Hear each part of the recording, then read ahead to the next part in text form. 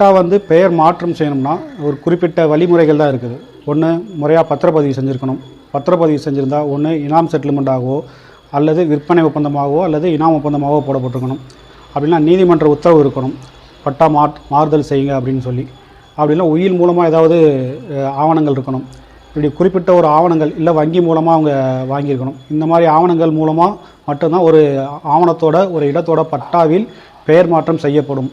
அதை விட்டுட்டு இதில் இல்லாத ஒரு காரணத்தால் பெயர் மாற்றம் செய்யப்பட்டிருக்கு, எனக்கே தெரியலை எப்படி மாற்றினாங்கன்னு சொல்லி, நான் இந்த ஊர்லேயே இல்லை, நான் யாருக்கும் கையெழுத்து போட்டு கொடுக்கல, ஆனால் திடீர்னு பார்த்தா பட்டா மாறி இருக்கு அப்படின்னு சொல்கிறவங்களுக்காக தான் இந்த பதிவு.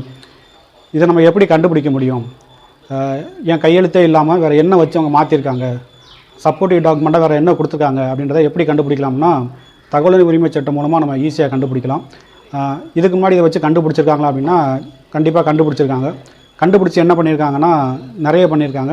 அதில் ஒன்றுனா நம்ம நண்பர் வழக்கறிஞர் சகோதரர் காமராஜ், நம்ம கிராமத்து பகுதியை சேர்ந்தவர். அவங்களோட அம்மாவோட பூர்வீக இடம் வந்து புதுக்கோட்டை மாவட்டம் ஆவடியார் கோவில் அந்த பகுதியில் இருந்திருக்குது. அவங்க அம்மாவும் உடன் பிறந்தவர்கள் நிறைய பேர் இருக்கிறாங்க. ஒரு கூட்டு சொத்தாக தான் பேர் மாற்றம்னா ஒரு கூட்டு பட்டாவை தான் மாற்றோம். ஆனால் அதில் இருக்கக்கூடிய ஒரு தனி நபருக்கு அந்த பட்டா வந்து திடீர்னு மாறி இருக்குது. இது வந்து சமீபத்தில் நண்பருக்கு தெரிய வந்ததுக்கப்புறம் நேரடியாக போய் சம்மந்தப்பட்ட வட்டாட்சியர் அலுவலகத்தில் கேட்டப்போ முறையான பதில் கொடுக்கல. தகவல் உரிமை சட்டம் மூலமாக இந்த பட்டா வந்து இதுவரை எத்தனை பேருக்கு மாறி இருக்குது, என்னென்ன ஆவணங்கள் அடிப்படையில் மாற்றிருக்காங்க அப்படின்னு சொல்லி தகவல் உரிமை சட்டமாக மூலமாக கேட்கும்போது அவங்க எல்லா சப்போர்ட்டிவ் டாக்குமெண்ட் எல்லாம் கொடுத்துருக்காங்க.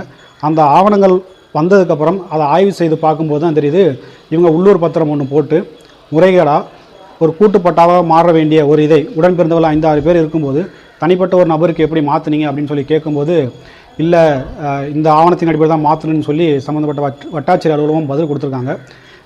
இதெல்லாம் நம்ம கடந்து போய் அடுத்த கட்டத்துக்கு போகும்போது இதை விடக்கூடாது, எதன் அடிப்படையில் செஞ்சுருக்காங்கன்னு பார்க்கும்போது இதில் சம்மந்தப்பட்ட கிராம நிர்வாக அலுவலர், மண்டல வட்டாட்சியர், ஜோனல் டெப்டி பிடிஓ இவங்க 2 பேரையும் நம்ம வழக்கறிஞர் வந்து சம்மந்தப்பட்ட இவங்க 2 பேரையும் விசாரிக்கும் போது இந்த ஆவணங்கள் கொடுத்தாங்க அதனால தான் பண்ணேன்னு சொல்லும்போது அந்த ஆவணங்கள் வந்து ஏற்றுக்கொள்ளப்படக்கூடிய ஆவணங்கள் அல்ல. உள்ளூர் பத்திரமா 20 ரூபா ஸ்டாம்ப் பேப்பரில் இவங்களே கையெழுத்து போட்டு இதெல்லாம் கொடுத்து பண்ணியிருக்காங்க. அப்படி இருக்கும்போது இதை நீங்கள் எப்படி பண்ணினீங்க, என்கிட்ட வாரிசு சான்று இருக்குது, இந்த இடத்தோட பேரில் இருக்கவருடைய வாரிசுகள் இத்தனை பேர் இருக்கும்போது எப்படி இந்த தனிப்பட்ட ஒரு நபருக்கு கொடுத்தீங்க, இந்த வாரிசு சான்றுகள் என்கிட்ட இருக்குது, இப்போ இதை நான் கோர்ட்டில் கேஸ் போட போகிறேன், இப்போ நீங்கள் என்ன பதில் சொல்ல போகிறீங்கன்னு சொல்லும்போது இந்த ஆர்டிஐ மூலமாக கிடைத்த தெரிய வந்த இந்த தகவலை நம்மிடம் இருக்க ஆவணங்களை வச்சு அவங்கள்ட்ட சரிபார்க்கும்போது அடுத்த சில நாட்களிலேயே திரும்ப எந்த இடத்துல அந்த பட்டா இருந்துச்சோ திரும்ப அவங்க பேர்லேயே கொண்டு போய் வச்சுட்டாங்க.